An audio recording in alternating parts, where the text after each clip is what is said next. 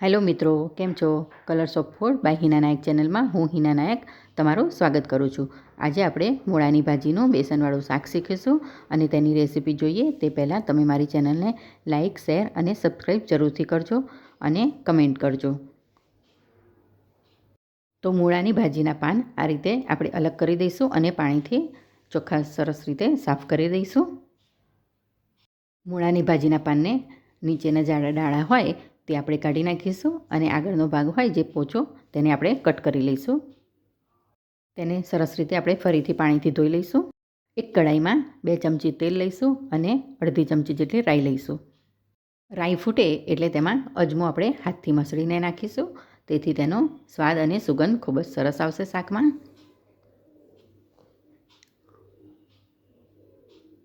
રાઈને અજમો તતડે પછી તેમાં આપણે મૂળાની ભાજી ઉમેરીશું.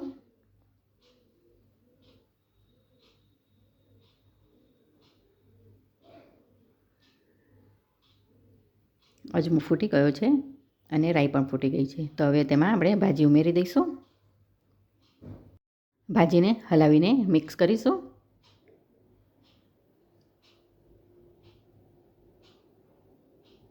હવે તેમાં આપણે મસાલા કરવાના છે. લાલ મરચું પાવડર 1 મોટી ચમચી જેટલું લઈશું. તમે તમારા સ્વાદ પ્રમાણે વધઘટ કરી શકો છો. અડધી ચમચી જેટલું હળદર પાવડર,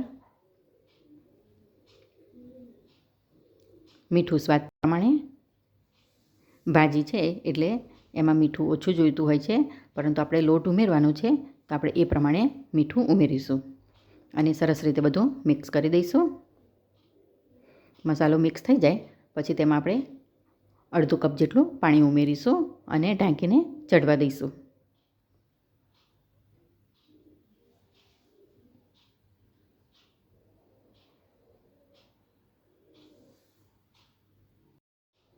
ચારથી 5 મિનિટ થઈ ગઈ છે તો આપણે ઢાંકણ ખોલીને જોઈ લઈશું. શાક આપણું સરસ રીતે ચડી ગયું છે. હવે તેમાં આપણે અડધી ચમચી જેટલો ગરમ મસાલો અને 1 ચમચી જેટલો ધાણા જીરું પાવડર ઉમેરીશું અને સરસ રીતે હલાવી લઈશું.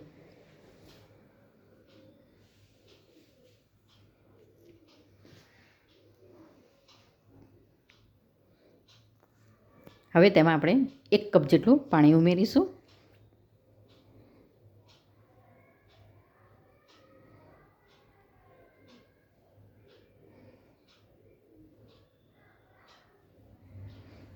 એક કપ પાણી ઉમેર્યા પછી તેમાં આપણે 2 ચમચી જેટલો ચણાનો લોટ ઉમેરવાનો છે. તમે અલગથી પાણીમાં મિક્સ કરીને પછી પણ ઉમેરી શકો છો.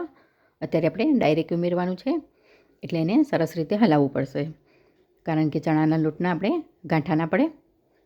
એટલે આપણે આવી રીતે દબાવતા રહીશું અને સરસ રીતે મિક્સ કરી દઈશું, જેથી તે પાણી, શાક અને ચણાનો લોટ બધું સરસ રીતે મિક્સ થઈ જાય.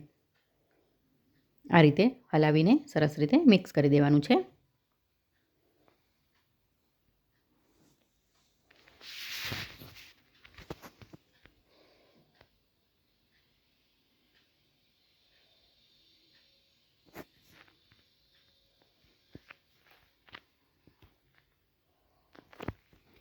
ફરીથી 1 ચમચી જેટલો આપણે ચણાનો લોટ ઉમેરીશું. થોડોક ઓછો લાગ્યો છે મને. એને પણ આપણે સરસ રીતે મિક્સ કરી દઈશું, ગઠ્ઠા ના રહે એ રીતે. આ રીતે દબાવતા જવાનું છે. ફરીથી ઢાંકીને ચડવા દઈશું. લગભગ 3 મિનિટ માટે આપણે આ રીતે હલાવતા જવાનું વચ્ચે વચ્ચે, અને ફરીથી ઢાંકીને ફરીથી ખોલવાનું અને ફરીથી આ રીતે મિક્સ કરતા જવાનું અને હલાવતા જવાનું. આ રીતે આપણો લોટ 3 મિનિટમાં તૈયાર થઈ જશે. મૂળાની ભાજીનું બેસનવાળું શાક તૈયાર થઈ ગયું છે. તેને આપણે બાઉલમાં લઈ લઈશું. તો મિત્રો, મૂળાની ભાજીનું બેસનવાળું શાક તૈયાર થઈ ગયું છે. તો તમે પણ ચોક્કસથી ઘરે ટ્રાય કરજો. અને હા, હજી સુધી તમે મારી ચેનલને સબસ્ક્રાઈબ ના કરી હોય તો સબસ્ક્રાઈબ જરૂરથી કરી લેજો. અને હા, તમારા મિત્રો સાથે આ રેસીપી શેર કરવાનું ભૂલતા નહીં. અને આવી જ બીજી રેસીપી જોવા માગતા હોય તો કમેન્ટ જરૂરથી કરજો.